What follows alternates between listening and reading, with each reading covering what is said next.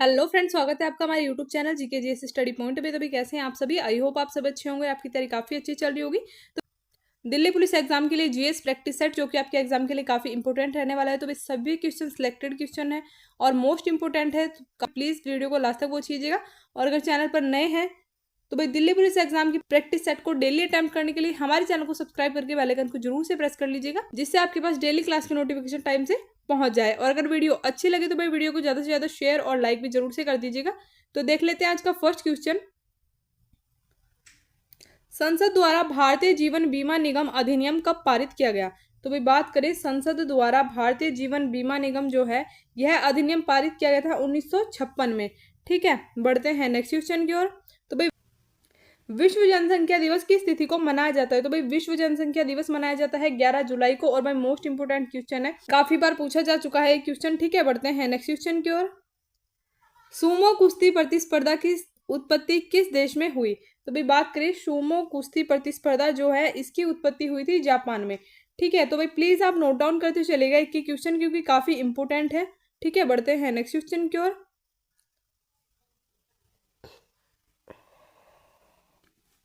To lives पुस्तक के लेखक कौन है? तो टू लाइफ पुस्तक के जो लेखक हैं विक्रम सेठ द्वारा यह पुस्तक लिखी गई है, टू लाइफ्स। ठीक है, बढ़ते हैं नेक्स्ट क्वेश्चन की ओर।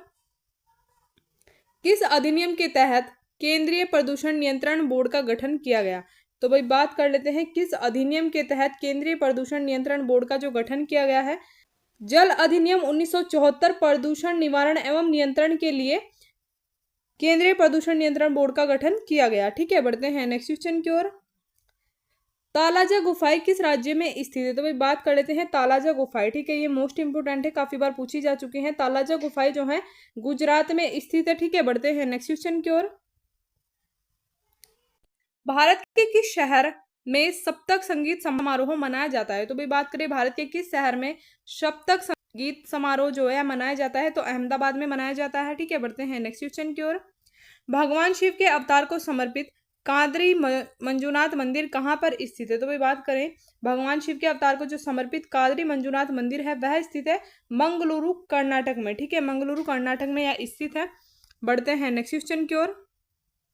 भारतीय सशस्त्र बल व्योवृद्ध दिवस कब मनाया जाता है? तो भारतीय सशस्त्र बल व्योवृद्ध दिवस जो है यह मनाया जाता है 14 जनवरी को। नेक्स्ट क्वेश्चन देख लेते हैं। ज्ञात्रक क्षत्रिय वंश के प्रमुख के पुत्र कौन थे? तो ज्ञात्रक क्षत्रिय वंश के जो प्रमुख थे उसके पुत्र की बात की गई है, तो पुत्र थे वर्धमान महावीर। ठीक है, वर्धमान महावीर आपका राइट आंसर हो जाएगा। बढ़ते हैं नेक्स्ट क्वेश्चन की ओर। संवाद कौमुदी नामक अखबार की स्थापना किसने की थी? तो संवाद कौमुदी नामक जो अखबार है इसकी स्थापना की गई थी राजा राम मोहन राय के द्वारा। ठीक है, बढ़ते हैं नेक्स्ट क्वेश्चन की ओर। मीर जाफर को किस वर्ष पुनः बंगाल के नवाब के रूप में प्रतिष्ठित किया गया था? तो मीर जाफर जो है इसको पुनः बंगाल के नवाब के रूप में प्रतिष्ठित किया गया था 1764 ईस्वी में। नेक्स्ट क्वेश्चन देख लेते हैं।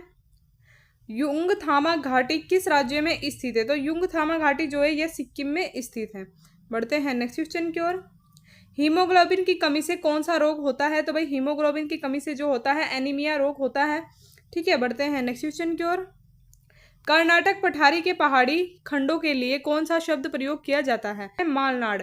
ठीक है, मालनाड का प्रयोग किया जाता है कर्नाटक पठारी के पहाड़ों के खंडों के लिए। बढ़ते हैं नेक्स्ट क्वेश्चन की ओर।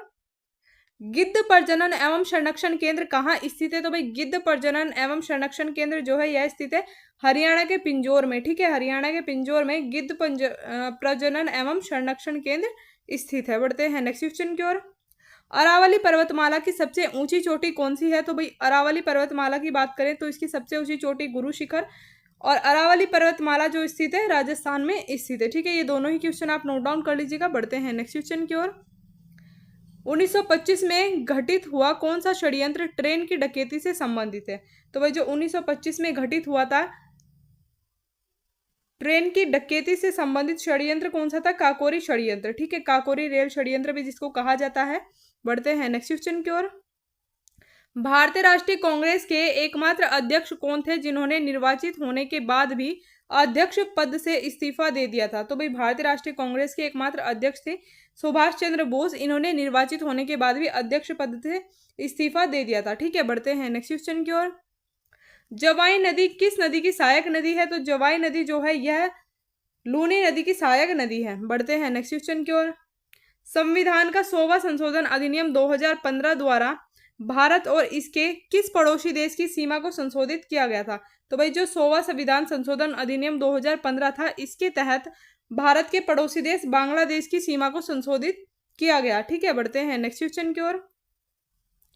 भारत के प्राचीन इतिहास के संदर्भ में अशोक स्तंभ का संबंध किस स्थान से है? तो भाई बात करें भारत के प्राचीन इतिहास के संदर्भ में जो अशोक स्तंभ का संबंध है वह सांची से संबंधित है। ठीक है, बढ़ते हैं नेक्स्ट क्वेश्चन की ओर। सुभाष चंद्र बोस ब्रिटिश सरकार के नजरबंदी से किस वर्ष भाग निकले? तो भाई सुभाष चंद्र बोस जो है यह ब्रिटिश सरकार की नजरबंदी से 1941 में भाग निकले थे। ठीक है, बढ़ते हैं नेक्स्ट क्वेश्चन की ओर। सालार जंग संग्रहालय किस शहर में स्थित है? तो सालार जंग संग्रहालय जो है यह हैदराबाद में स्थित है। नेक्स्ट देख लेते हैं।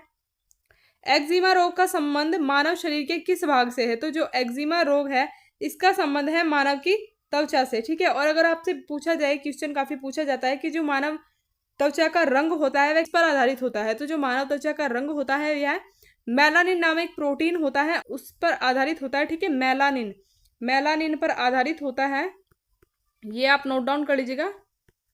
मेलानिन पर आधारित होता है मानव त्वचा का जो रंग होता है। ठीक है, बढ़ते हैं नेक्स्ट क्वेश्चन की ओर।